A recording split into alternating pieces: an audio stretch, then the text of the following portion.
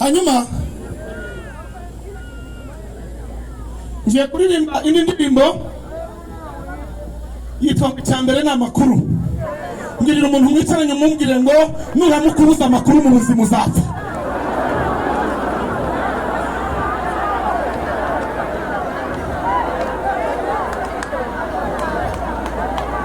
Haleluya! Mumbwirira ngo icyambere ni amakuru. Hanyuma izi ndirimbo ngiye kuririmba hamwe n'izindi nyinshi ntari buze gushobora kubona uko nziririmba muri iyi minsi 3. Zirahari ni nyinshi rwose. Umwana w'umuntu ni hatari yanga agasuzuguro na saa zindi mwumva gusenga kwawe kwarumviswe.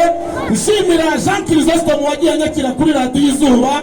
Uyu mugabo azamura impano z'abahanzi, nimumwerekeze ibiganza dushimire Imana mu izina rya Yesu.